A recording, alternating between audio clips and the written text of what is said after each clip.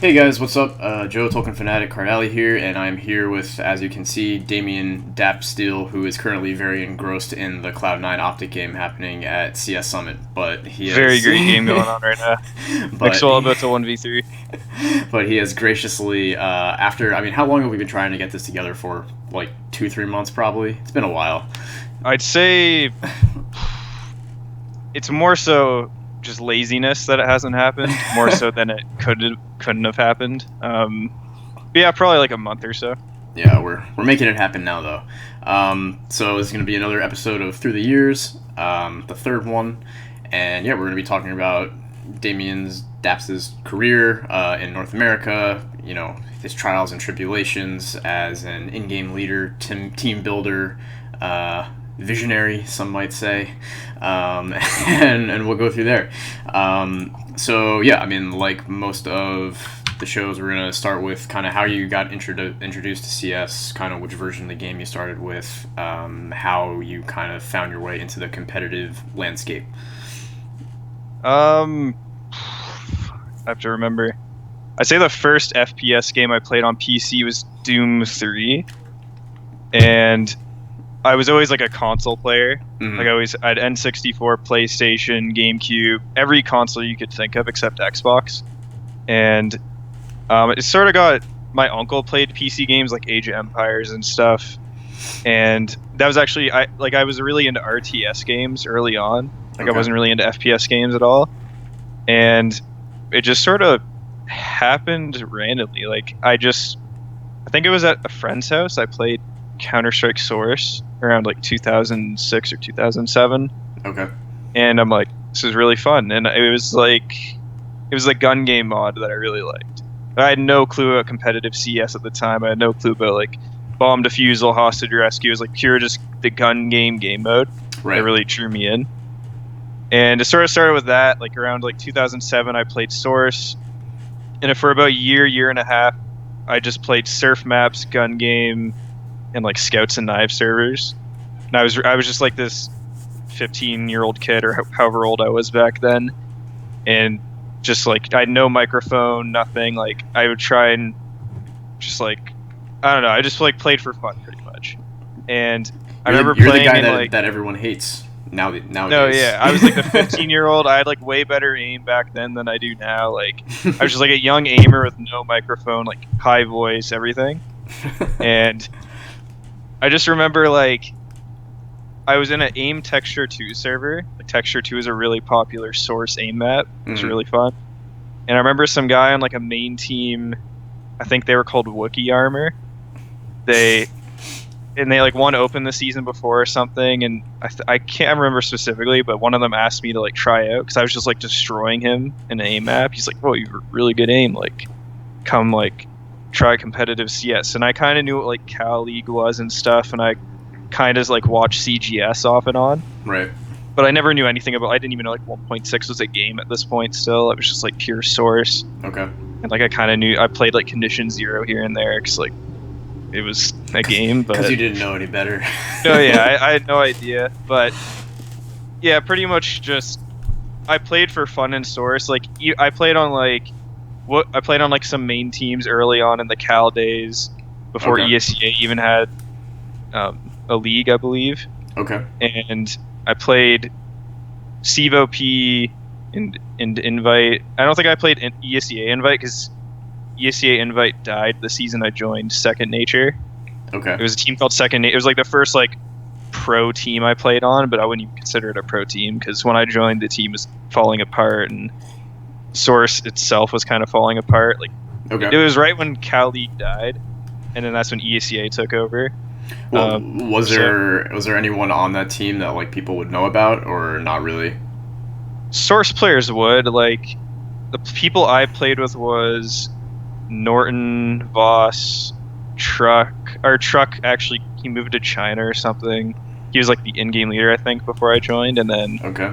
Blazed was the guy I knew. He was from Toronto, and he was Okay. kind of the guy who got me on the team. And yeah, by that point the team was kind of dead. And PG was another good Source player back then. Okay. And it was kind of like my first big deal team, but it was we didn't practice at all. We just showed up to matches. Okay. That's kind of how my Source career was. I don't even remember scrimming in Source or like practicing or going over smokes or anything.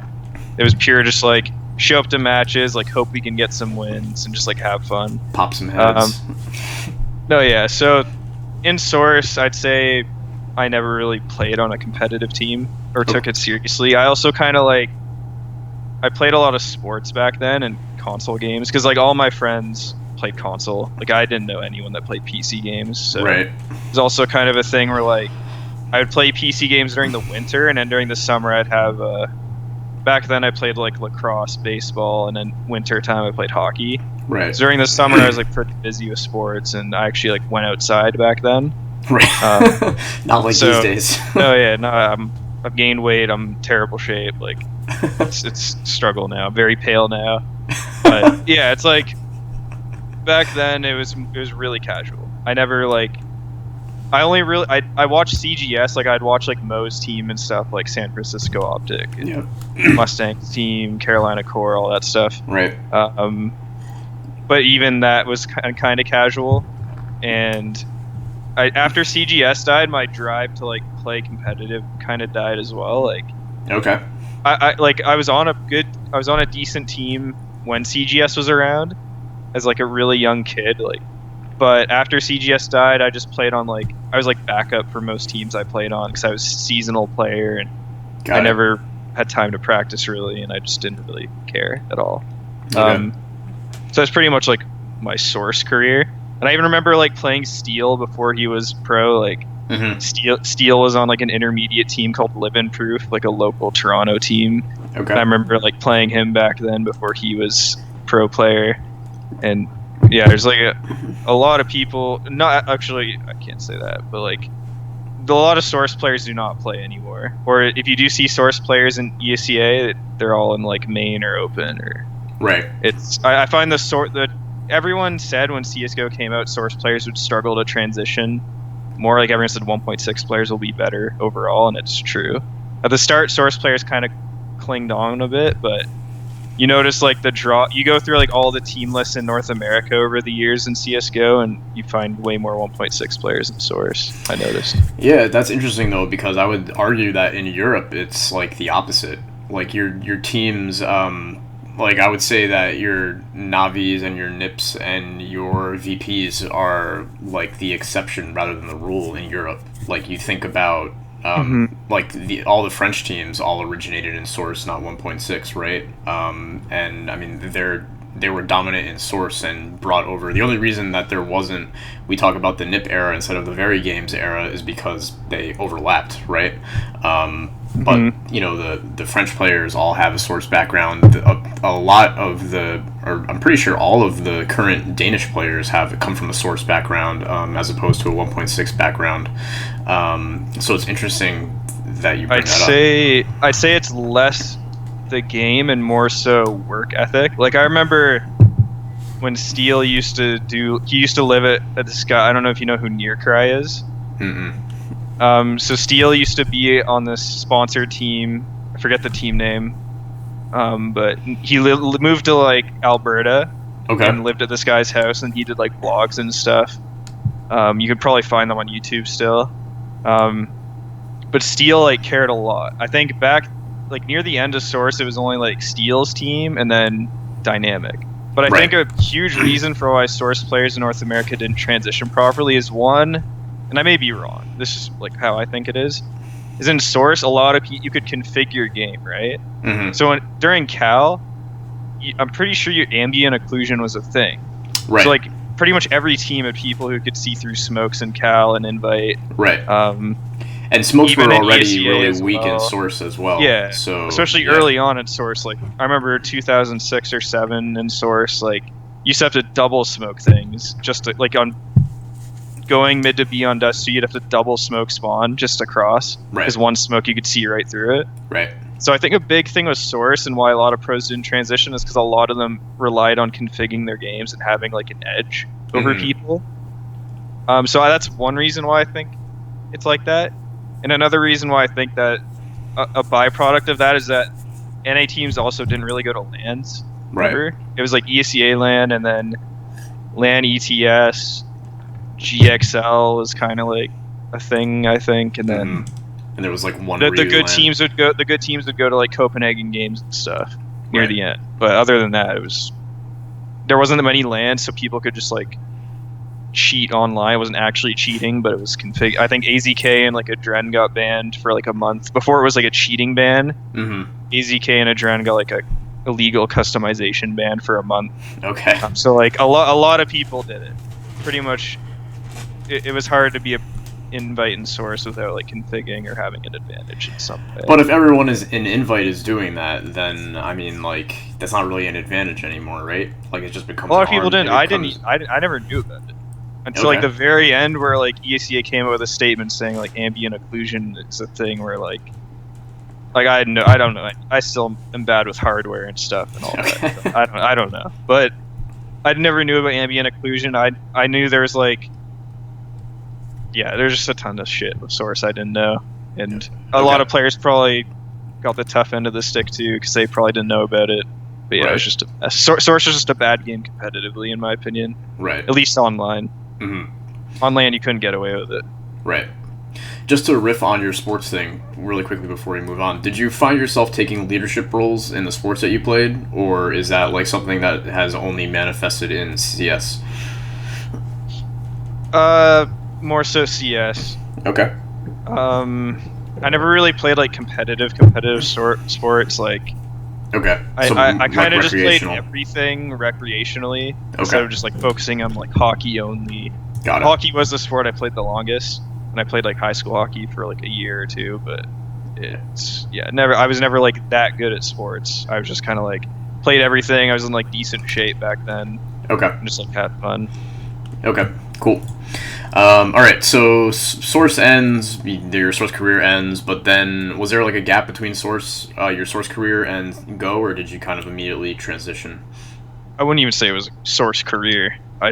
Career. I don't think I made any. I made zero money playing Source, but no, I'd say I didn't even really play Source at the end. Like I said, I was like backup on teams and stuff. It's more so a gap between like 2007 and 8 and to Go. Right. Okay. Like I didn't really play CS from like 2008 seriously, or 2007 seriously till 2012. Right. When CS:GO came out, that's kind of like where I was like, hey, it's like a new game, it's fun. Right. It was kind of shitty at the start, but I was having a good time and playing with people for fun. But my goal, I still was not like planning to go pro by any means. I was in school, or I was in college, first year, and I just kind of played casually with like a bunch of local Canadian guys. Okay. So, yeah. Yeah. So I mean, like at the beginning of your, CS:GO career, which I think we can call a career because you've won a substantial amount of money. So you're playing with guys like miKnutty, Char, Lightworker, glorinsz, MaxCap, Hitman, before his ban on Dynamo. I mean, these are all names that people who have like really studied the NA scene would know, but none of them have really gone anywhere in their careers, right? Or at least not as far as you have, right? Is there? I mean, do you think there's a reason for that? Like glorinsz, I guess, would be the guy that got the farthest and was around the longest. But everyone else has kind of like fallen off. I guess Char is in Premier right now. Was playing ECS Dev, so good for him. But do you think these guys are like it was main, right? So I guess main and invite in season 14 and 15. So also people were a lot worse back then too. It's not as developed as it is now. Right. I mean, do you want me to go through all the players and say like kind of why? Or you don't have to go through all of them, or just in general. I mean, if you want to go through all of them, I'd say they all just had like hindrances. I'd say mainly dedication, because back then like there was no money in it. Right. It's kind of just like miKnutty's always had a good job. Like miKnutty probably makes more than most CS players do, even if they're on a good team. Really. So miKnutty's always been like pretty well off. Used to work for Apple as like a manager, and he has like his dad owns a construction company or whatever. But yeah. Okay. I think with miKnutty it was more so school and work and like just social life. You just didn't really have time to commit. And then the other guys, yeah, like I mean, Hitman got banned for cheating, so that's why he Right. didn't go for it. Obviously. glorinsz, I'd say would have had the most potential, but it was kind of the same thing with him. Like, he didn't really care as much. Like, he didn't really want to come on for practice every night. He likes to go out with like people and stuff and have a social life. And Right. I think playing professionally was too much on him. Okay. It just took up way too much time. Okay. He wasn't, but he was really like, his aim was really good. He could have gone somewhere if he put a ton of time in. Mm-hmm. Yeah. Social lives. We clearly don't have that problem recording at midnight on a Saturday. Oh, yeah. I mean, I had a coffee 3 hours ago, so. Yeah, I took a little siesta in the middle of the day. I was doing some day drinking. All right, so then we get to so that was like 2013 for you.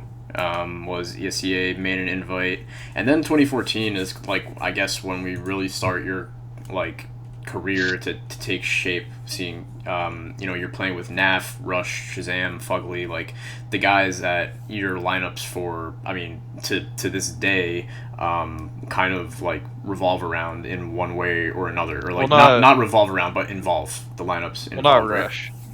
Rush was on that one of those early never good enough lineups. Actually, Rush always hates it when I say this, but I actually replaced him on that team. With who? Oh, you replaced him. Got it. Yeah, I replaced Rush. So, like, I guess you want me just to go through like the very start. Sure. So yeah, the start was kind of, I was on a team with like Emode, Statutory 8, miKnutty, glorinsz, and SNK or Emode or somebody. Okay. So this is like the small little period of my career where I wasn't in-game leading for like 2 months. Okay.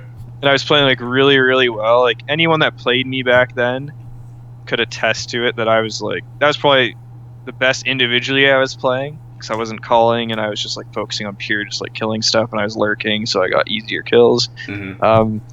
But it was kind of like the Canadian team I was on, I knew it wasn't going to go anywhere because everyone was like pretty not committed. And that's when like Mozbek messaged me and he's like, yo, I think you'd be like a really good addition to our team. We're having like a lot of arguments between Mozbek, Juvenile, and Rush. Okay. And they thought sort of like bringing me in for Rush would sort of stop their arguments or something. I don't know like the full details of it, but they had problems with each other. I replaced Rush on the team, and it was like me, Hades, Juvenile, Mozbek, and Wabbit was the team. Mm-hmm. Yeah, and then after like a month or so into that team, you could just see all the problems with it. It probably wasn't even Rush. They just scapegoated him for like the attitude problems. Right. Mozbek was probably like the worst teammate I ever played with in terms of just like attitude and thinking he's the best player ever and just baiting everybody and playing for himself. Mm-hmm. And he probably cheated too, because he was just like insane game sense all the time. But yeah, that team kind of just like, after seeing Juvenile was the caller, and about a month in, we're just like, we need to try someone else calling. And I'm like, oh, I kind of called earlier in my career, like an open and stuff. So I started calling again at that point and haven't stopped since. Right. And we we cut Hades and we cut Mozbek and picked up Naf and Monty. Okay. Yeah. Or Neil, Monty Neil, whatever you want to say his name is. Mm. We went like 8-8 that season. We missed LAN by like 12 rounds to Complexity. I think we had like the same record as Complexity. Okay. For that 4th spot. But we lost in like overall rounds, I'm pretty sure. Okay. So it wasn't like terrible, but wasn't good. And then that's sort of when like the whole lunatic denial era started. Right. So we ended up cutting Wabbit because Wabbit also had like dedication problems. He like had a social life, wanted to do other things. So we picked up Shazam, and then that's when FugLy was like known as like the onliner pugger type player. Mm-hmm. And like everyone thought a lot of people thought he was cheating, and people didn't really know who he was.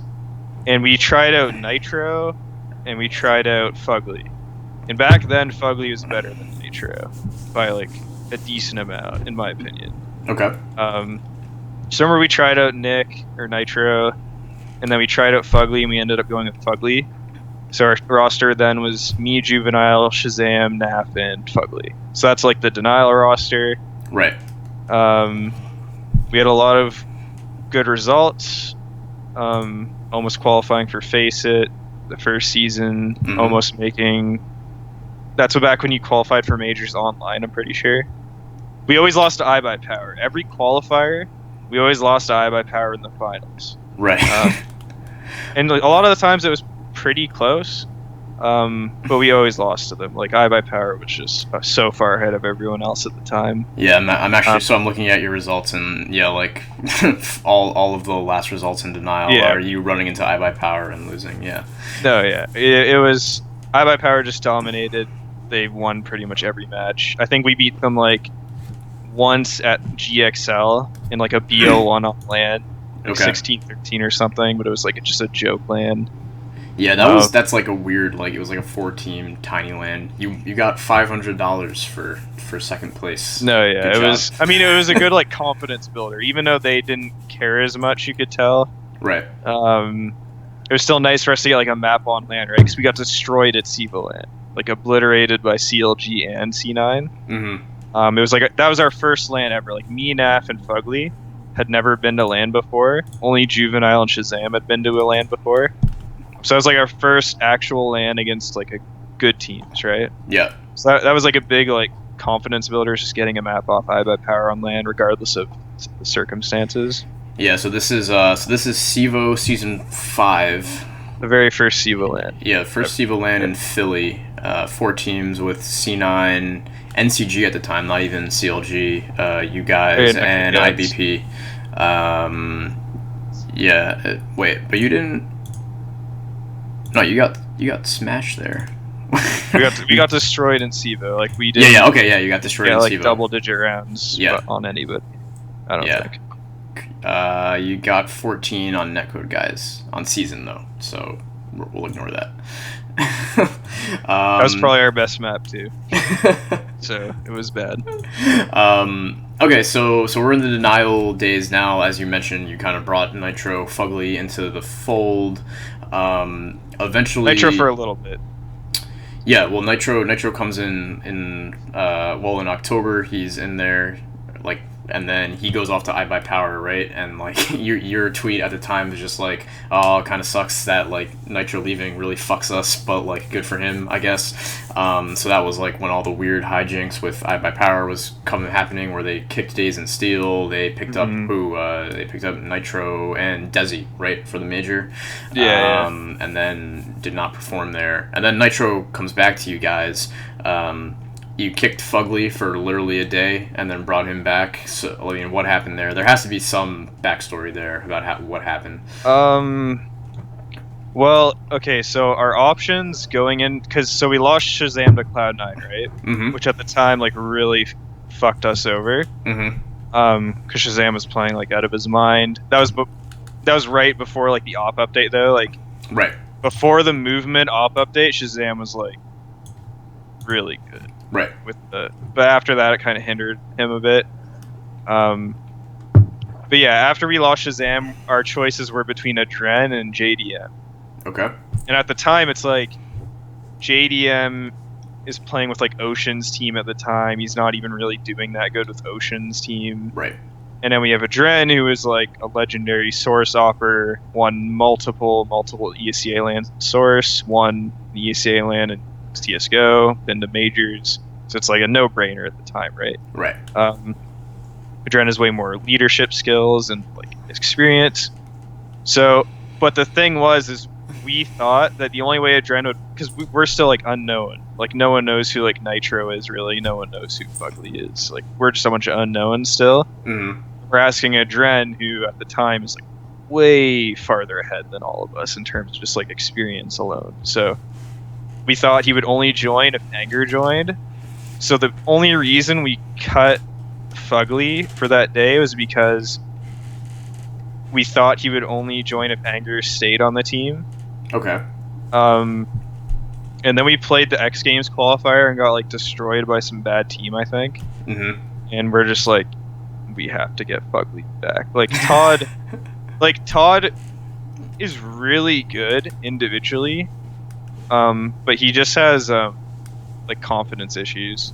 Okay. Like if he just didn't care about what anyone said and like just went out and fragged everybody and used his really good aim against everybody, he's a good player. But at the time, like FugLy like was our best LAN performer at the ESCA LAN. I felt really, because like you remember at that ESCA LAN, like we came 4th or whatever, right? And that was with Todd playing really bad, right? And FugLy played insane. FugLy was like our 2nd best player or something. And that's the ESCA LAN with like Shazam popping off at everyone. That was Shazam, Naf, and FugLy right? All did really, really good. Yeah. All 3 of them did insane, tons of impact. Right.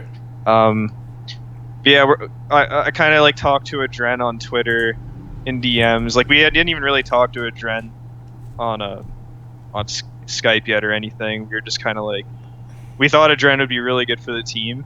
Okay. And also with adreN, we also got like the Team Liquid thing. Right. Whereas with JDM, probably nothing. Right. So like backing and finally getting paid for the first time in your career. So it was like a no-brainer. Like, oh, we're gonna go with adreN no matter what. And then the whole FugLy thing, I kind of like explained to adreN like FugLy's really good. Like I think FugLy's gonna be better than Anger. But he agreed. He was just like, yeah, it's not a big deal. Just we kind of did it without talking to him, but he agreed in the end. So it kind of like wound up that he didn't even really care about having Anger on the team that much. So it was kind of like all of us thought in our heads he cared a lot. But it turns out he didn't really care. But I think he realized that like FugLy is really good, especially at the time. FugLy was like one of the best players in NA. Right. So. Okay, so I mean, you kind of mentioned the whole Liquid thing happened because of adreN, right? And so now you guys go over to Liquid, which is like, I would say a more legit organization than Denial, right? I mean, like you mentioned, you're getting like that was the first time you were salaried with Liquid, or like just the first time? Yeah, we didn't get paid a cent on Denial. Okay. So so you're in Liquid. Yeah, it's kind of, I mean, Nitro's the last man standing on Liquid now, but so that whole roster transfers over from Denial to Liquid. Again, your performances online are like fair to middling. You didn't really get to LAN until like the end of your tenure with Liquid, and then you were replaced after that. But I mean, during the course of your time with Liquid, you guys replaced you got rid of Naf and brought in ELEAGUE, right? So I mean, what happened there? Because you obviously went on to link up with Naf later in your career. So I mean, was that like an issue with Naf himself, like, or with the rest of the team? Kind of what happened? The big problem with the Liquid culture was, and I'd say it's more so just because we were young and there's just a bunch of kids running the team, was if someone had a problem with something or someone wasn't doing something correctly, it would be more so like talking behind people's back rather than saying it to their face, like, hey, we need to change this, let's like get this done. So it was very like a lot of the people on the team avoided confrontation, like they didn't want it. Okay. Like technically, the thing I was telling you or gonna say before, not a lot of people know this. Juicy info coming in, guys. Pay attention. It's not like that juicy. Like a lot of the pro players know it now from like a while ago, but we had problems with adreN in like the first month of the team. Like me and him didn't agree on a lot of things because like back then my calling style was very like scrimmy, like 4-1 contact, just like rush stuff like an idiot. And he's right. Like when I look back, like adreN was right. Like the way I played is the way I called back then was super inconsistent. Didn't really make much sense. And just since we had success with it, I didn't really question it that much. Okay. But over the course of the team, you could kind of see that like playing that way is not good. So adreN and I didn't see eye to eye on it. And adreN, within the first month, since he didn't really know people on the team and he kind of like, he's on all of these big teams before and stuff, he complained a lot. Mm-hmm. And would like make comments that would piss people off and stuff. And that's at the end of the first month, like we wanted to get rid of adreN. And there was this like situation where, you know, when like Skadoodle is waiting to make the team with Hiko or whatever. Yep. for like that 3-month period, Skadoodle or Nitro messaged Skadoodle around the time we lost at the major qualifier, I think. Okay. Or before that, and it was kind of like Skadoodle said he didn't want to join full time, but he would play for like the 3 months until Hiko made the team with him. Okay. So our options at the very start were like we could pick Skadoodle up for 3 months, or keep adreN and just build chemistry and stuff, right? Because like, what if Skadoodle just leaves at the end of 3 months and kills the team? Right. So potentially Liquid could have been Skadoodle, and then Hiko would join later with Skadoodle, depending on our results. Mm-hmm. Who knows? And I know Nick kind of just like briefly messaged him. I think I'm not sure if Skadoodle even would have done it if we agreed to it, or even if Liquid would have let us. Because like the main reason we didn't do it was because Eric quit his job, and like we all liked Eric at a game and stuff. Like he's a cool dude, and we felt we're not gonna get rid. We played with him for barely a month. We're not just gonna like abandon him. He's like the only reason we got Liquid as a sponsorship, and gotta give it more time and try and work things out. And then that's shortly when NAF ended up getting cut. Shortly after that. Well, I mean, was there ever thought to like bringing? I forget the exact circumstances. Why did Hiko have to wait 3 months at the time? Was that like a Cloud9 contract issue, or? I'm not sure. I forget. Okay. I think it wasn't. No, Nylum wasn't a thing yet. I think it was. I think it was a forgot Cloud about Nylum and all that shit. Yeah. Now we're going back. I forget. I just remember just something with 3 months. Like Skadoodle would play with us for 3 months, and that's it. Okay. The reason NAF got cut was completely warranted. NAF like never played CS. He played League of Legends all the time, didn't care. And he knows it, like he admits it. Like he just had no, like that was a period of time where NAF had zero motivation to play CS. Right. Which is strange because it was like the first time we were getting paid money. And, he has his reasons, but yeah, just NAF just had lack of motivation and stuff, and that was the reason he got cut. And ELEAGUE was destroying at the time, so we're just like, let's pick up ELEAGUE. Right, and he was picked up from, I mean, you talked about picking up JDM before from Ocean's team. ELEAGUE you picked up from, well, he was on Elevate at the time, right, where he had been picked up from Ocean's team there, and he was wrecking. Yeah, I mean, that kid's a monster. Okay, so eventually, due to poor results, I imagine you find your way out of the Liquid roster, and you eventually find your way onto, well, you're on a series of teams, so it was Elevate, Sponsorless, and finally Conquest, right? But I want to go through, like, each one a little bit. So Elevate, you're playing with, like, this was, like, the last Elevate roster that they had, I guess, so it was, like, XP3, Rush, you, aKis, and I forget the last guy. Hold on. Oh, NAF. Right. So so you linked up with NAF pretty quickly after you know, you left Liquid. So I have this here. What is the deal with aKis, right? So aKis kind of like came on the scene at like the very tail end of Elevate and then kind of like disappeared for a while. I mean, do you have any thoughts kind of on him? I mean, he's obviously made somewhat of a comeback now with first Muffin Lightning and now Rush, so he's back in pro. But is he another one of these guys who kind of like has some motivation issue or what? I don't know him much personally. Okay. I remember he was like, the thing with him is he was like a pretty good teammate and stuff, and he was inexperienced and he had like pretty good aim. He was like a decent entry fragger. I think the thing with him is just like there was better options, right? So it wasn't necessarily he was bad. Like he was a pretty good teammate from what I only played with him for like 3 weeks or something or a month, but right. He was a pretty good teammate. Like generally hit his shots, did pretty good at that major qualifier.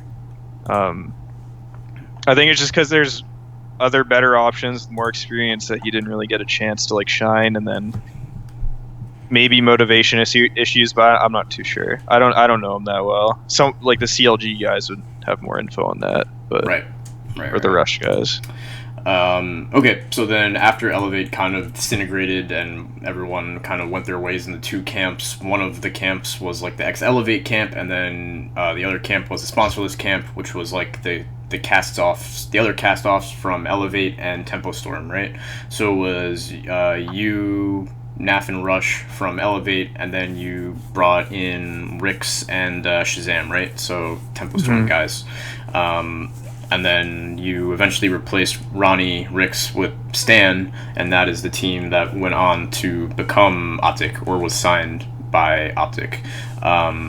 But with Conquest, you had some pretty good results, right? You had that SIVO LAN where that was like the crazy SIVO LAN with the fans, and you were playing Dig, right? So there's some great fans. Yeah, that was a fun LAN. Yeah, the SIVO, I mean, the events at the MLG Arena are like, that's a really cool venue. They do things properly there. But yeah, so I mean, like, SIVO LAN was probably like the height of that roster, right? And then you did well in EPL, like well enough to go to LAN finals for season 2, but finished 7/8 there. So in Burbank, right? Yeah, that was the Burbank one. Yeah. And I mean, probably the most important thing that happened in Conquest was you won the North American ELEAGUE Road to Vegas qualifier, right? Which I mean, that had to have helped in the discussions with OpTic, right? I mean, talk about. Well, let's first talk about Conquest, probably because this was like a org that like popped out of the thin air one night and then basically vanished just as quickly. So like, yeah, I get the sense that Conquest was some like rich dude in his basement who was just like, yeah, I want to run a CS team. Is that kind of like, I mean, do you have any insight? Conquest was owned by the people who owned Skin Arena. Oh, okay. Yeah. Based out of Canada. Okay. Are they, is that Ronin now? Because I seem to remember something like the Conquest Twitter became the Ronin Twitter or something. I think the owners split up. The Canadian owner moved to Europe or something and got out of esports, and the American owner still keeps it going. I don't know. I think I think it's Ronin. I think it's the same people. Okay. But way less money in it. Right, obviously. It used to be. Okay, so tail end of 2015, you qualify for ELEAGUE Road to Vegas, which was the LAN event between one EU team, one North American team, to play for like that last spot at ELEAGUE Season 1. Before that happens, you leave Conquest, get signed by OpTic. So, I mean, walk us through kind of like how that entire thing happened. I mean, like, did you guys approach OpTic? Did Hex approach you guys? Kind of like, what was the sequence of events?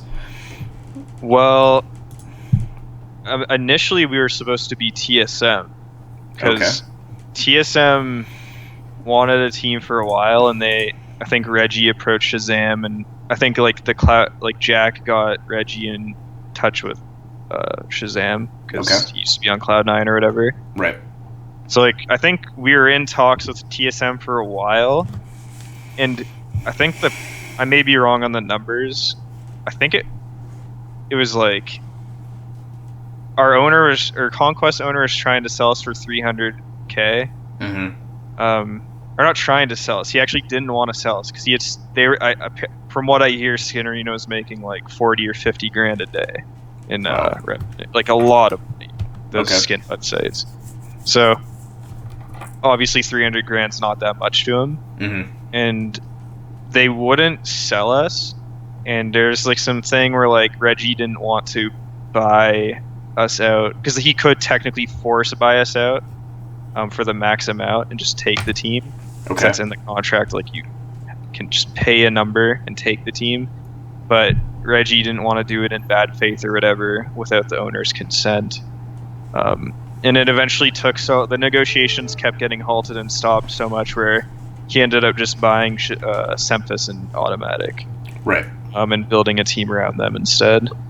And then we ended up getting like 2 or 3 weeks later, we ended up getting out of our contracts, and that's when we were like a hot commodity. Pretty much every organization in North America wanted to pick us up, like Enemy, Energy, like just pretty much all the orgs that didn't have a CS team yet. Mm-hmm.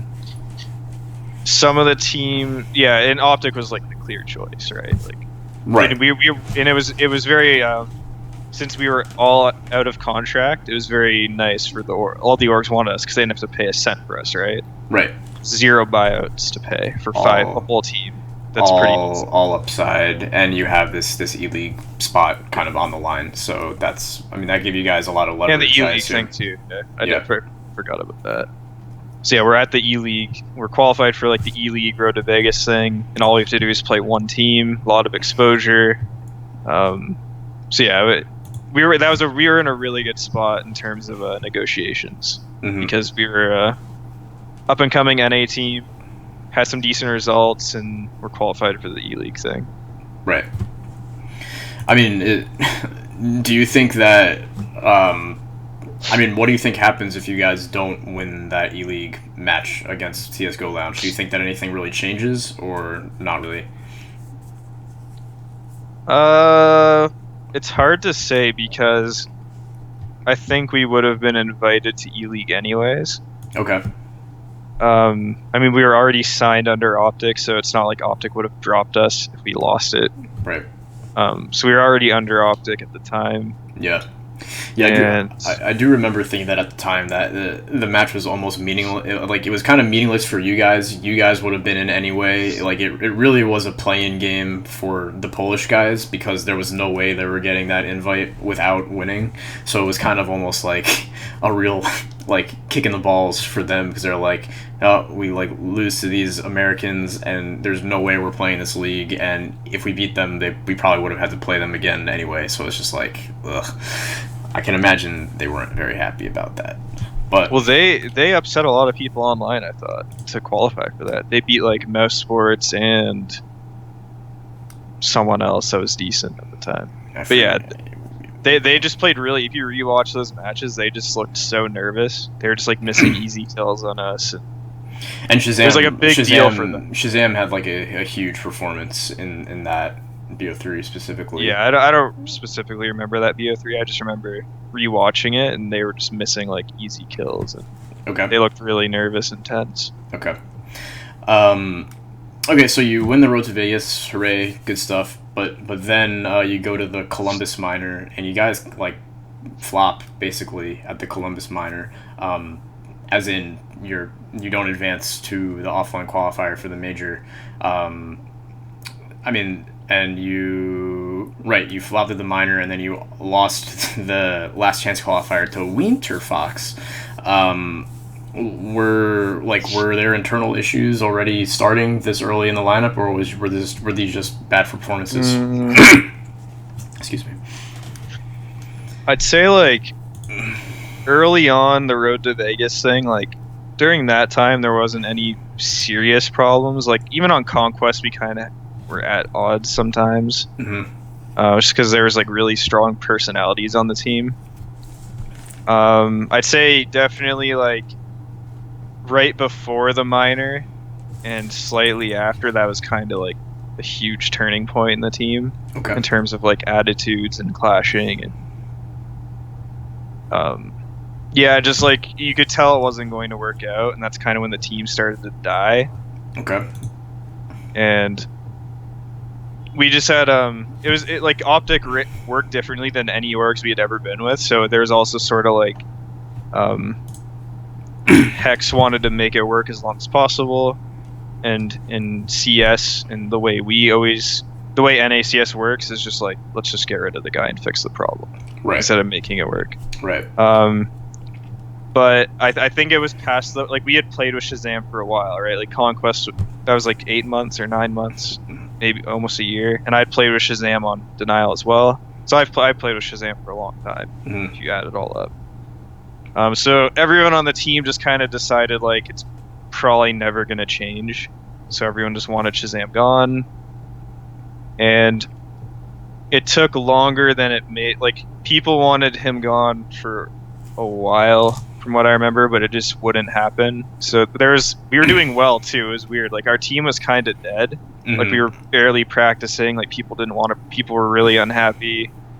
And we were just winning ESL. We were like 11-1, I think, in Pro League the first like 12 matches or something. We had a really good record, just winning without practicing, and then eventually it's like, okay, we found a player, we want to replace him, and that's when we got mixwell. Right. I mean, I imagine that part of like the issue with replacing Shazam was that like he was kind of placed on a pedestal as like the face of the new OpTic gaming team, right? So like, Yeah. So I can imagine organizationally that was not really a guy that Hex wanted to replace. Like he probably would have much rather replaced anyone on the team than him, because that was like supposed to be his guy.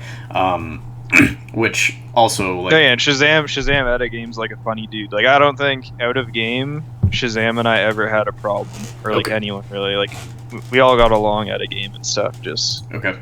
It eventually just deteriorated from like bad results and just bickering. Okay.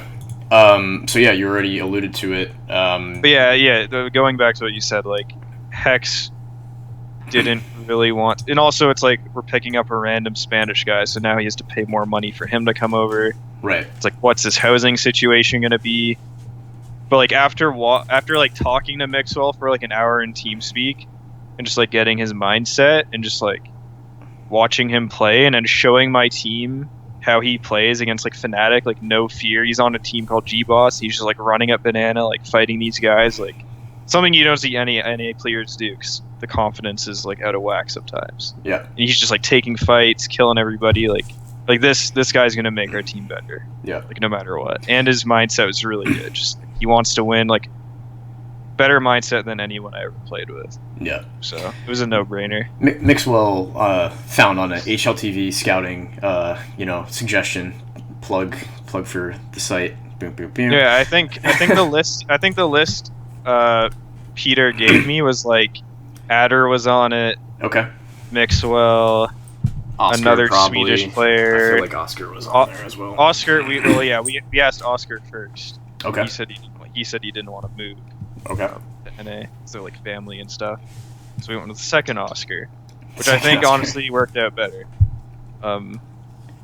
Yeah, I mean, you talk about like Mixwell's mentality, like it's like a stark difference between his mentality and like most of the other like people that you talk to in NA. Like he's just a dude that wants to win and will do anything, and it's honestly amazing that he has this mentality coming from such a small scene that he came from, right? Like where, I mean, you talk about playing for nothing early in your career, like Spain's dead. Like they have, like, this is everything. He was playing.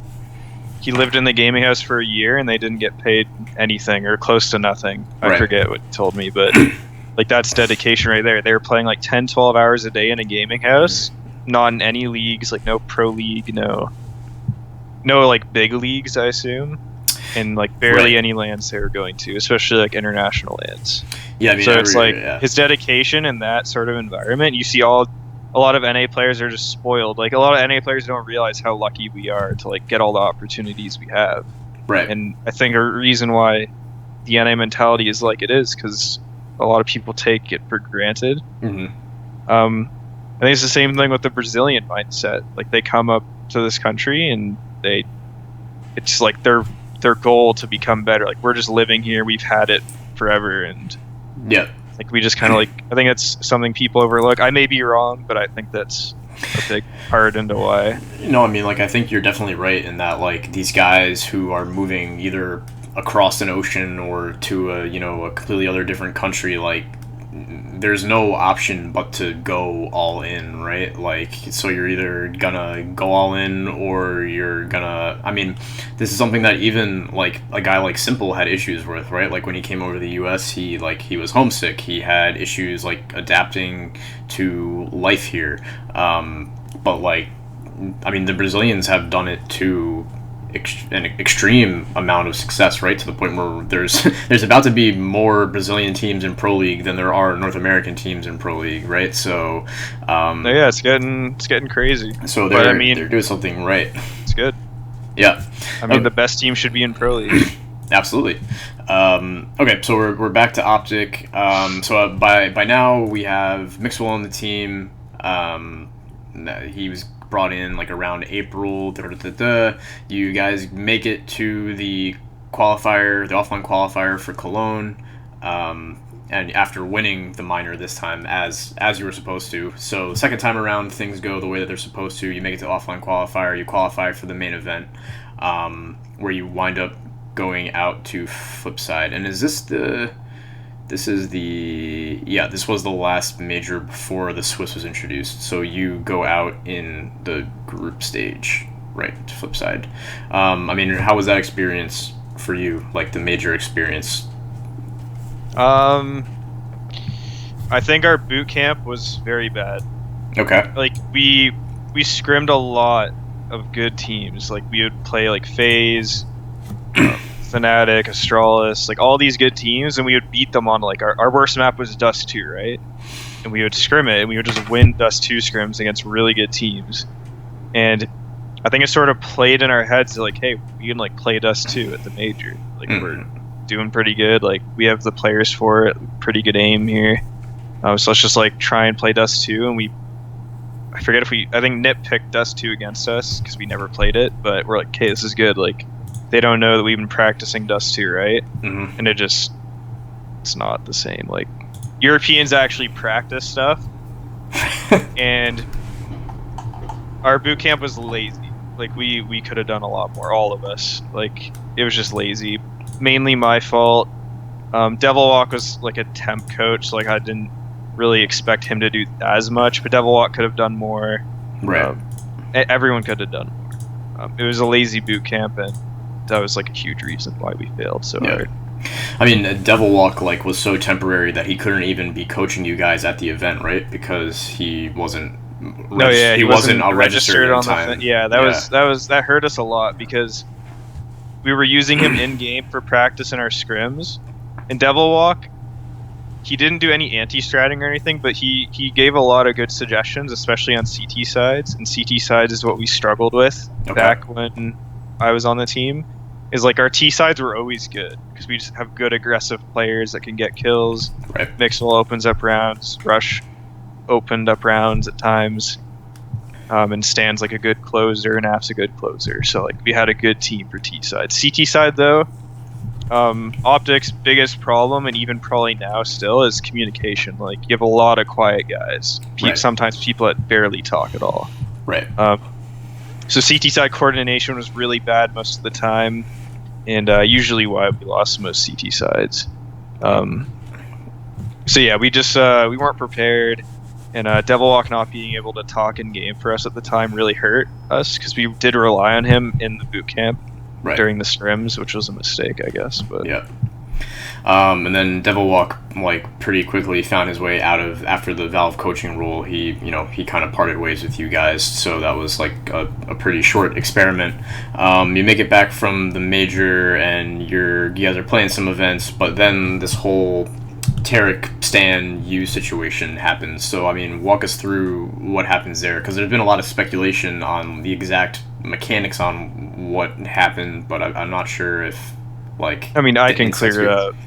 I know. Go for it. Okay, so like, what happened was after the major, we just kind of had a talk, like mainly between Rush, Mixwell, and I, because Stan like left early to go back home from the major. Okay. But it was sort of like, what do we need in our team to make it better?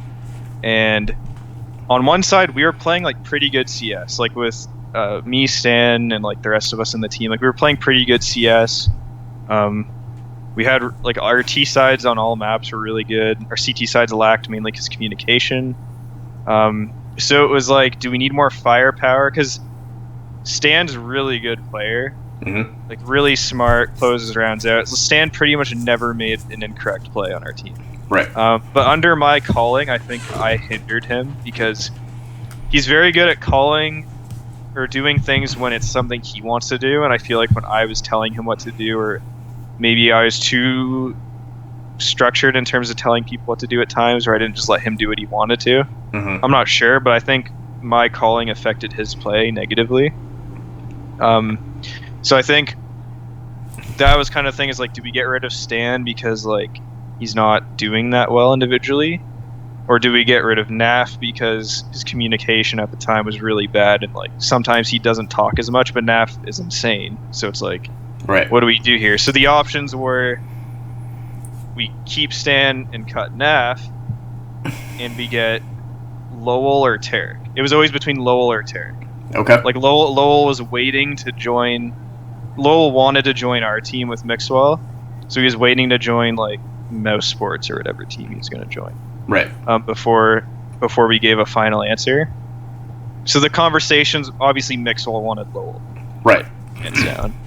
But then the rest of us were kind of like, do we want another European?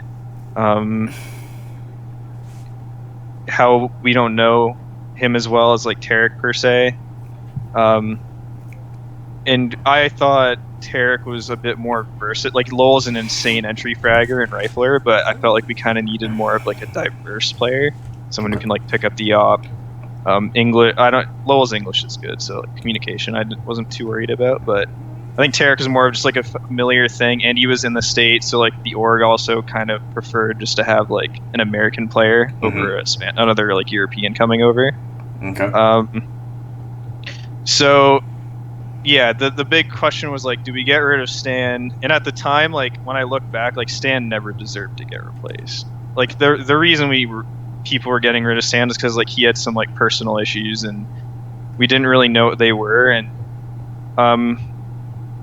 it was kind of more like an outside the game thing was the reason for it, not in game. Like Stan played perfectly pretty much all the time, so Stan never deserved to get cut, and like neither did Naf really, but definitely Stan deserved to stay on the team. So it was like, what do we do? Like we weren't really sure, and it took me like a week or two to convince, because tarik's options were going to EchoFox or coming to our team. So I think like Mo and Sean were convincing tarik to join their team.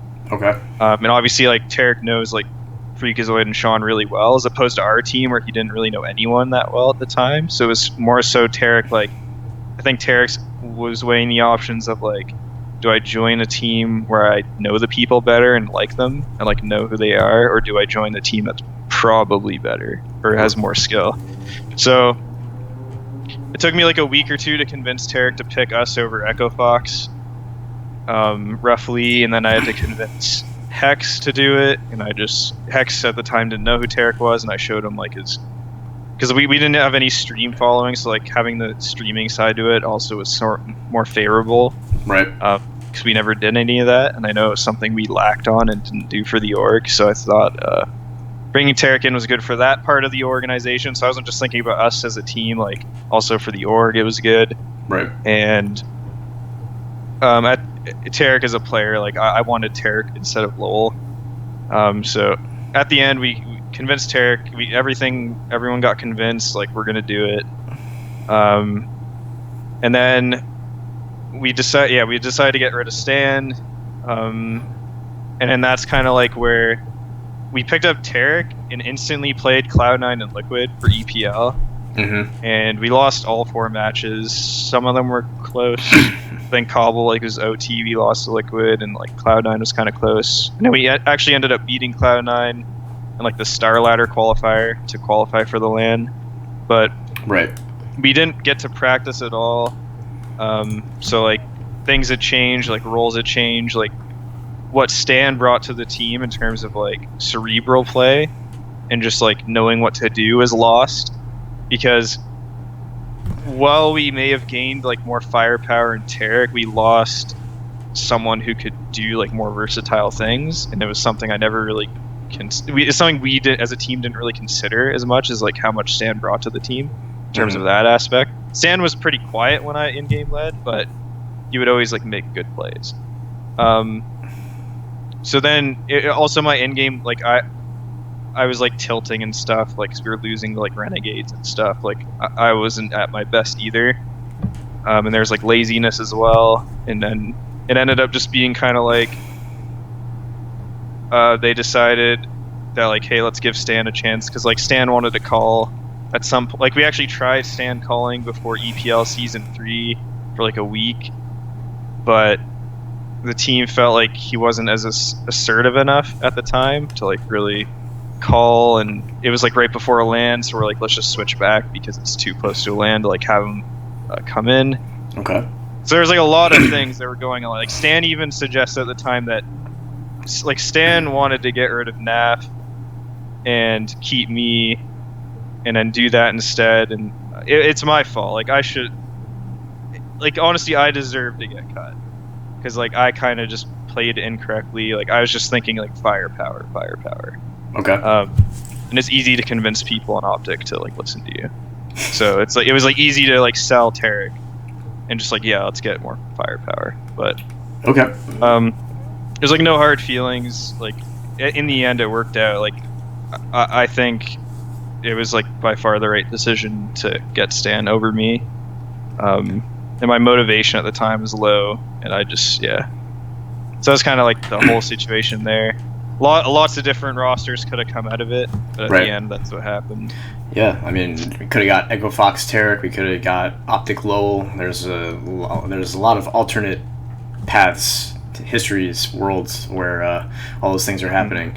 But so you find your way out of OpTic, and then so in between that, like I guess right before or after, I guess you're doing the WESG Canada qualifier that you guys actually won, but then you couldn't attend. I remember there were some. Did you have visa issues, or did someone else have visa issues for the WESG thing? I don't really remember.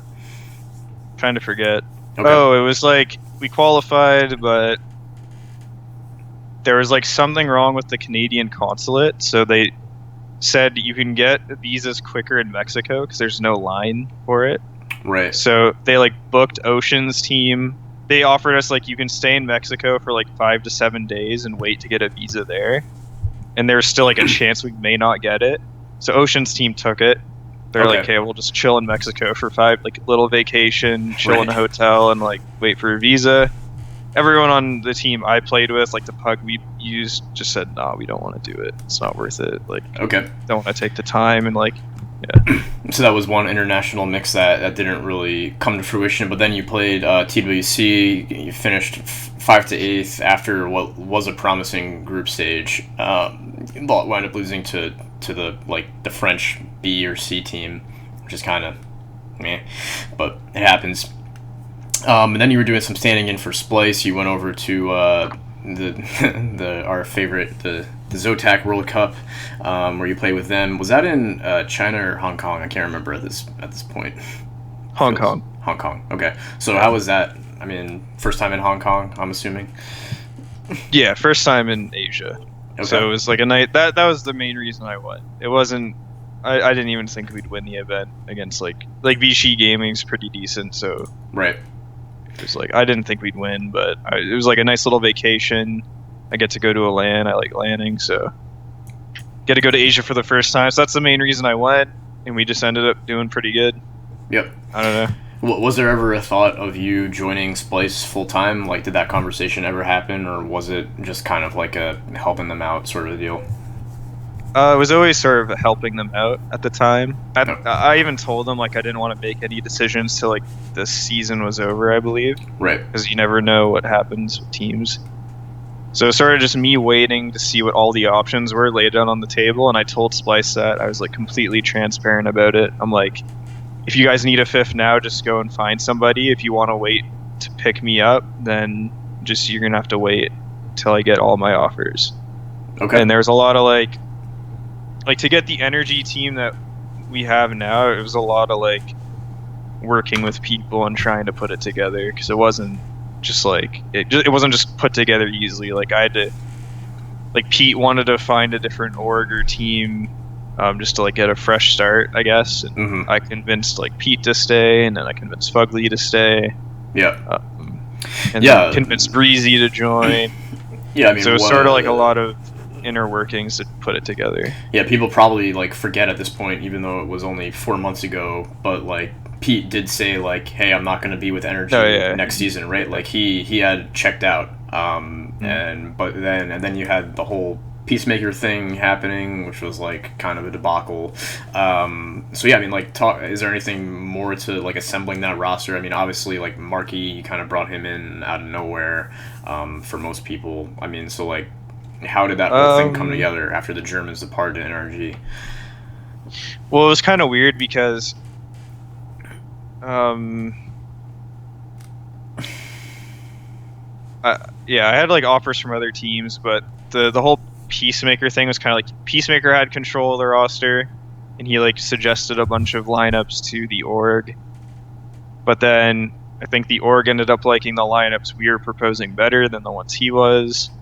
I'm not sure all the details about that. Pete would probably have more insight on that whole thing, but pretty much like there's a lot of kind of conflict and disagreement and stuff, and then the org ended up siding with the roster we wanted over the roster Peacemaker wanted, and they ended up getting rid of him.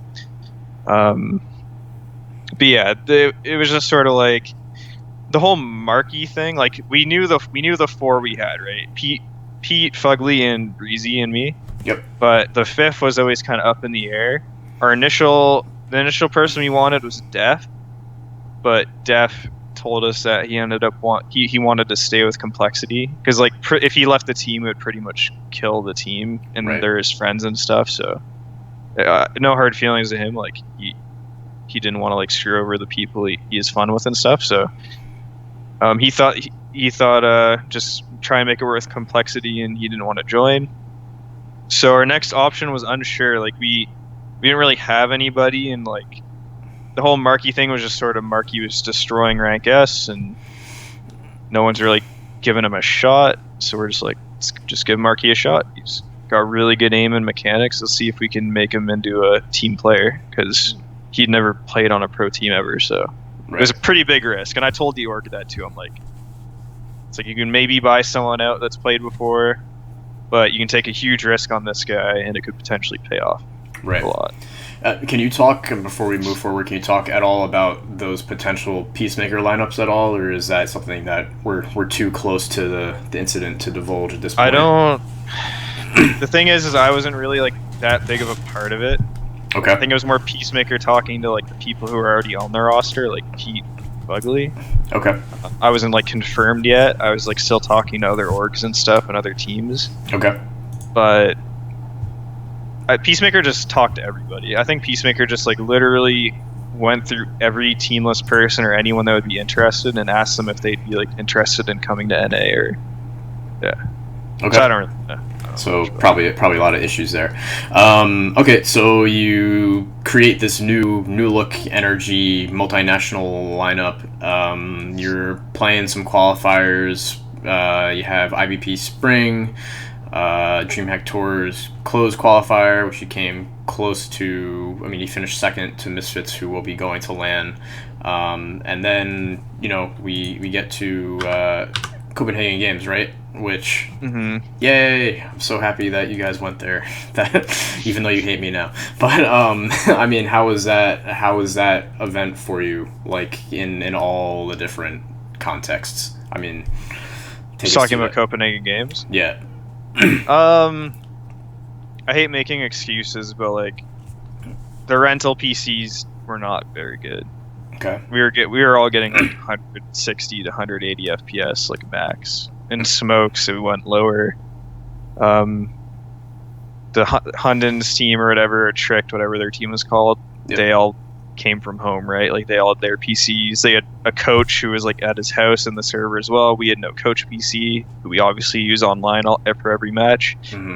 So it's like, even though we lost to them, it was a good thing to lose to them, because we can't use a coach at bigger events in terms of communication or like during rounds. Right. So it was like a huge wake up call. Like we utilize Professor Chaos too much. Like he talks too much during rounds for people. Where if we go to like a pro league LAN, he can't do that anyway. So like it was good for us to see that and like learn from it, because if our first LAN ended up being pro league, if we qualify, we would just get destroyed, because it would just be that a pro league against better teams. Right. So, yeah, it was good that we went there and lost, honestly. So obviously the immediate consequence of that is you've replaced MarkE with LILMAN, right? From Rush. But have you changed anything about your prep or how you've been playing? Have you played any EPL matches since you came back? I can't remember. Yep, we played 4. Okay, so did you 2-0 Rush and 1-1 against Misfits. Right. So did you change anything about how you guys go about those matches now in light of the communications issue? Like, are you telling PC? Don't I mean, like talk preparing to us? for specific matches? Yeah. Okay. Yeah, and I mean, like, yeah, in game, like, are you still utilizing PC in that role, or are you now saying like we're gonna act according to like how it has to be at LAN, so we're not gonna use your input now, like, kind of live by the sword, die by the sword. Yeah, we kind of told them, like, we knew that was a thing before the LAN, so it's not like we were unaware of this being an issue, but it was definitely like, it's definitely a lot less now. LILMAN talks a lot. Okay. It's like, so like LILMAN helps us out a lot in a lot of areas that we were lacking before. Okay. So even like MarkE's aim was insane, but LILMAN's been playing the game forever. He knows all his nades and stuff, and I think another thing was MarkE never played on an English team either, so sometimes he had trouble understanding what we were saying if we said it quick, or like if we said specific things that maybe he didn't know. Okay. Like, even though he plays a lot of rank S, like there's still like a communication barrier. Okay. Sometimes, and also like I think MarkE was like more shy and like afraid to mess up, or maybe afraid to say the wrong thing. So I think MarkE can be a good player. He just has to put more time in and like just try hard to like adapt to English teams. Yeah. Okay.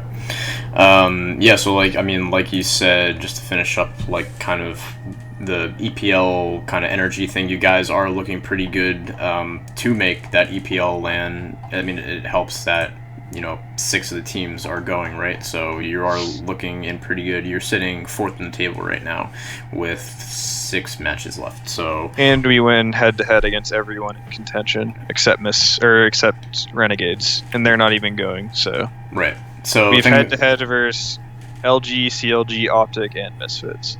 So if we tie them, we make it. So things are looking good for you on that front. You guys unfortunately suffered a loss earlier today in the first Cologne qualifier. You got one more crack at it. I guess next week or 2 weeks, whenever that qualifier is, I forget exactly.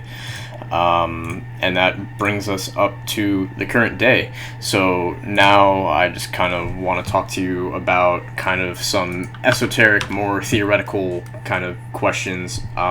So coaches, right? You've played under a handful of different coaches in your time. So with Liquid, you had Warden. Conquest, you had pauLy for a time. Devilwalk briefly with OpTic, and now Professor Chaos. So can you kind of contrast these guys at all? The experience that you had with them, like their different approaches to the game, or just riff on that. Well, Warden, like the whole situation with Warden and Liquid was Warden didn't really want to do anything. Like Warden didn't really do anything for Liquid. He wanted to get paid before he did anything, and Liquid was more so like, we'd rather trial you before we pay you. So there's like differences there. So Warden never really did. Warden was with us for like one event, and then that online he didn't do anything. He was parted ways pretty early. Do your mic mute? No. There you go. Okay. Warden didn't really do anything for us. pauLy, I love the guy, like really nice guy, genuine guy, but pauLy, from what I heard in 1.6, pauLy was like much more of a fragger. So it was kind of like pauLy didn't really do anything for us either. He was more of just kind of like a pump up, motivational kind of guy rather than like helping us in game. Okay. So again, like pauLy with Conquest, like I think Lurpus tweeted out something like defending pauLy or something because they're friends. Maybe like pauLy said like it was a different way, but pauLy was not a good coach for CS:GO. Okay. Like as simple as that. He didn't do like that good performance we had at Sealand. He had no effect on the result of that. Okay. Like no disrespect to him. It was just that's how it is. Who are the other coaches? talk about? Devilwalk with OpTic, which we kind of already talked about earlier. About it was a very brief thing. He couldn't even lead you at the event, and he kind of helped you with your CT sides. So I guess Devilwalk would be a really good coach if he was a bit more motivated to do it. Okay. Like Devilwalk has a lot of good insight. Even though Flusha said something like he didn't even coach Fnatic. It's like even though he didn't technically coach them, he's still around them. He still sees like what it takes to be a good team. He's won before at a major as a coach and a player. So Devilwalk's insight and advice was really important and really helped us out a lot. But he wasn't an analytical guy, right? Like Devilwalk's not watching demos of teams. He's not counter-stratting. He's not that type of coach. Whereas Professor Chaos is that, right? Professor Chaos is heavy anti-stratting, and that's what he initially was doing. But we're trying to get... We've talked about it a lot, and we're trying to get it more, like, focused around us sometimes, because, like, well, anti-stratting is good. You can't rely on it, really. Okay. So we're trying to get like a more balanced coach. He's still trying to figure out his coaching style because he's never done it before. Right. So it's just like a work in progress, really. Yeah. But I'd say his strengths are definitely anti-stratting by far. Do you know if he kind of carries that over from his playing career? Like, do you know if he was doing that when he was playing as well, or? Yeah, I'm pretty sure. Yeah. Okay. Okay. That's interesting. I hadn't known that. That's cool. But I mean, things are going well with him on like overall with you guys at PC. Yeah, so far so good. Everything's coming together. It's just hard because like we just changed a player again, right? Or we just changed MarkE, and we're kind of like we're figuring out that like some roles are not how they should be. We're trying to like switch things up. It's the middle of the season, so we're having to put like more time in. Hazed is face palming right now. Oh no! It's got ecoed at 14-13. Are we on map 2 right now, or map 3? Map 3. Oh, gosh, OpTic would have been up 15-13 right there. They didn't get okay. Where was I with coaches? Oh, what is the kind of like living situation with you guys right now? Because I seem to remember no team house, but at a time like when the Germans were there, they did have like a house in Vegas, right? Or like the team was living in Vegas.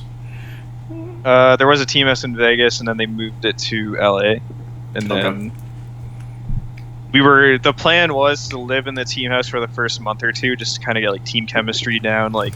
It's a lot easier to like show people things, but MarkE's visa was taking a while, and it kind of just didn't work out with timing. So everyone else, like FugLy, Breezy, and Pete, were in the house for like 2 or 3 months. Okay. But then everyone's like, "Okay, if not everyone's gonna be here, let's just go home." So the team house thing's done, which is fine. Like I don't think team houses are that important as long as you're like putting in the work online and not being lazy. Okay. So yeah, no team house for us. Okay. All right. So now we have the fixing NA segment. So we're gonna do it. We're gonna sit down. We're gonna figure out how to fix everything right now. So I mean, we've talked a little bit about the differences between Europe and North America, right? We talked a little bit about a sense of entitlement, kind of like how these Brazilians come with nothing and they're destroying everyone. I mean, what do we have to do to fix it? My personal theory is there's a real lack of land, like grassroots lands in NA for people to go to. I think that's like a huge issue. What would your diagnosis of the North American scene be? It's hard to say because every team has their own problems, right? Like, I'd say there's a lot of personality clashes. Okay. With a lot of players, and that could be a thing in other countries too. Just maybe those other teams handle it better and they get past it, whereas NA players, I find most time don't want to get past personality clashes. Okay. When they complain about it and rather just cut the person. It's hard to say. I'd say main thing would be probably work ethic, and I've at times been lazy in my career too. Like, I'd say the most effort I ever put in was back on denial when like I didn't make anything and I was trying to make it I remember before that ESL I watched like 50 demos or something. I watched like pretty much every match Titan played within the first like in their last 3 months. Okay. Like I watched an insane amount of demos, but that's also not like necessarily that good. But I put a lot of time in, is the point. I mean, Right. there's around like the Liquid era, I kind of got lazier. I lost a lot of motivation. I was playing really, really bad too and getting a lot of shit for it, and it like confidence was really low. But I think overall, work ethic is bad in North America. You always have like maybe 1 or 2 people on the team that are always thinking about CS, always want to like put time in, always want to win, and then there's probably like 1 or 2 people on each team who don't care as much or would rather stream or rather have free time and stuff and go out instead of just grinding all week. So I think work ethic is one of the biggest things from what I hear from other teams and the people I've played with over time. Obviously I haven't played with everybody, so I can't speak, but I think that's one thing. The other thing is the personality clash. I think every team just doesn't have like the right mix of players. Like every team is like one player away from being better, I feel. Okay. So I'm springing this on you, but I have the section I have up now is just philosophy. So that's kind of like, I just want to talk about your team building philosophy, because you've kind of done a lot. You've assembled a lot of good teams with a lot of good talent, right? And you think about, I mean, even when we're talking like between each other, we think about kind of how to approach preparing a team and building a team up differently, right? So like walk us, like the viewers, through kind of like, I guess, how you assemble a team, how you think about assembling a team, and how you thought about kind of taking energy from, you know, after you assembled it, taking them up the ladder, you know, in the world of CS. So in terms of just like building the team as individuals first? Yeah, like you know, the components that you're looking for when you're looking at players to kind of like assembling a roster, and then how to like really bring that roster together and improve that roster over time. So when I was building energy, the biggest thing I was focusing on was attitudes. Okay. Because as I'm building the team, I've heard things about every player, right? Mm-hmm. And obviously, I don't judge players completely until I play with them. But from what I heard in the past, like Pete had sort of temperament issues, I say, from what I've heard from like his past teammates on like CLG and stuff. But from what I heard, it was a lot better than what it used to be. Okay. But the main thing with getting players, like we had options like potentially getting like Desi instead of like MarkE and stuff. So we went through all the options, but I wanted to get a team. Like the reason I think Breezy's better than like Twist, Sick, like all the up and comers. Breezy is zero ego, super nice guy, good teammate overall. Like never gets like negative or emo, never complains, is never annoying or anything. That's why I think Breezy's like. I think Dazed even said it in his cast. Like he's just like the attitude. It's hard to find attitudes like that in North America. Mm-hmm. Like super positive, not super positive, but like positive, never negative or never tilting either. So that was like the biggest thing that attracted me to Breezy over any of the other people. Okay. So I focused mainly on getting him. I'm like, if I want to like do anything or like win anything in this game again, I need to like get Breezy for sure. Okay. It's like a main thing. In terms of oppers, I looked at the stats from last season. Like Pete had the most op kills online.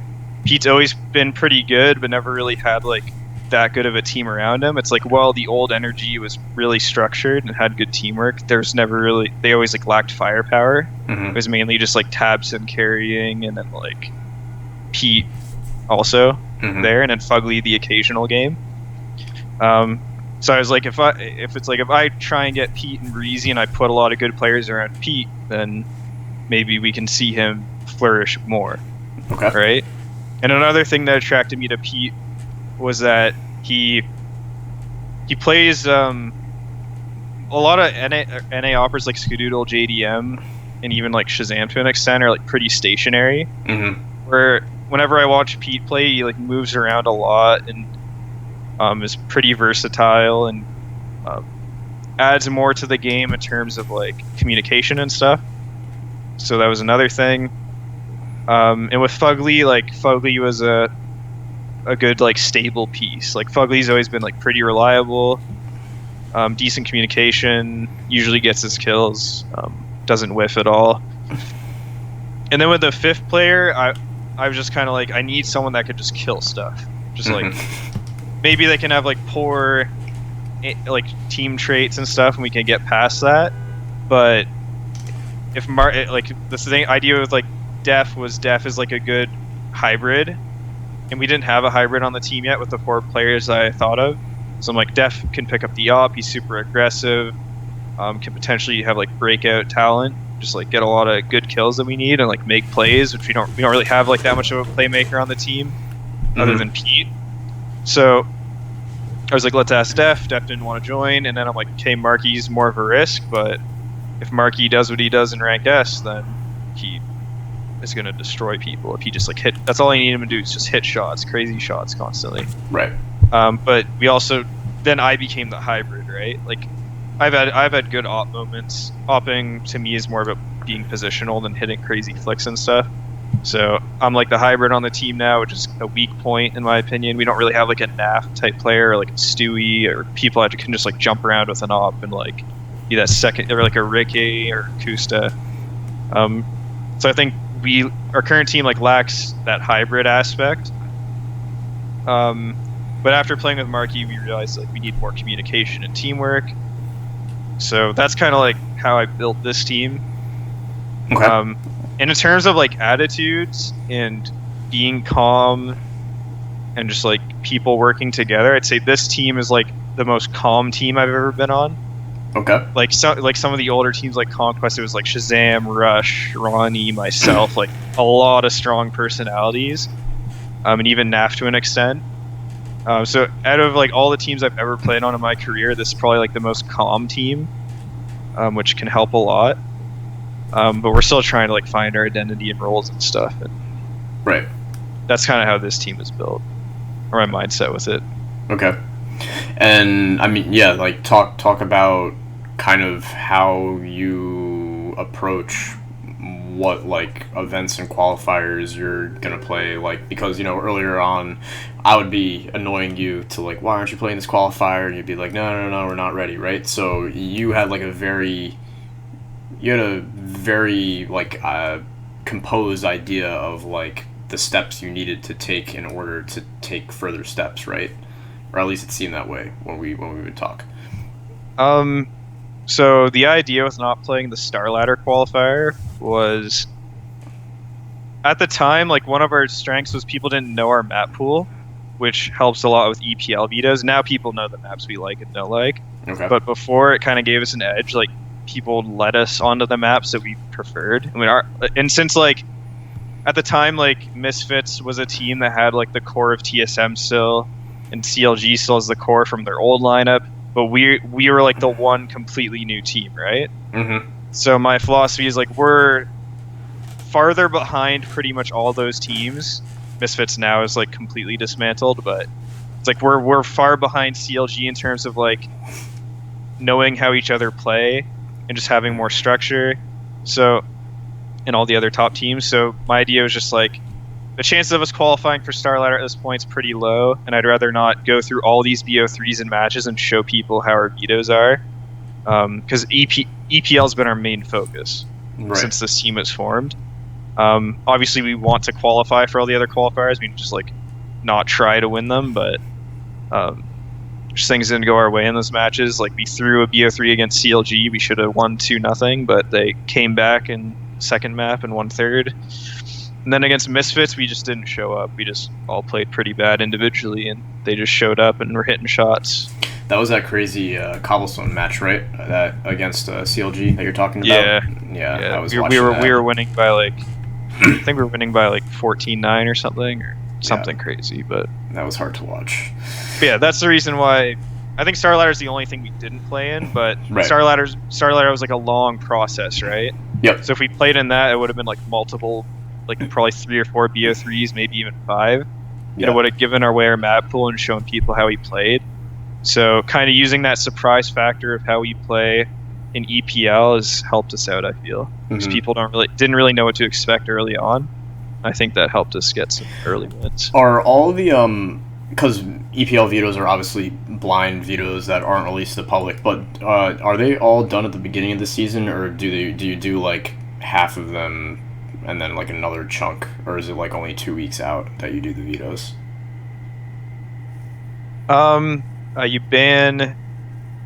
You have to submit the vetoes before each week. So okay, Sunday, so it's on a week by week basis. Sunday, so like for example, for week 9, which is next week, you have to submit the vetoes by Sunday at 12 Eastern time every week. Okay, got it. And the way the veto works is you ban 2 maps and then you pick 4 maps in order for what you want. Right, and then the highest remaining map between both teams is the one that gets played. Yeah. Which is ECS has also adopted that format, although they'll tell you that they came up with it on their own because you can't give anyone else credit. Yeah, I mean that brings us to the end of our outline. So this is kind of like the point of the show where you get your chance to give your shout outs and plugs and hawk whatever headsets and mouse pads that your sponsors are selling. Yeah, so thanks to all our sponsors. HyperX, I'd be wearing a HyperX headset right now, but I couldn't find the mic for it, so I'm using my Sennheisers. Yeah, shout out to our sponsors. Shout out to Energy for supporting our team and giving us the opportunity to play for them, and sending us to Copenhagen Games as well, which is out of their own pocket. So shout out to the org sponsors, and hopefully we can qualify for Pro League. It's the main goal right now. Well, wish you guys nothing but the best. Wish you guys good luck, and thank you for taking the time on this now Sunday morning to join me and record this.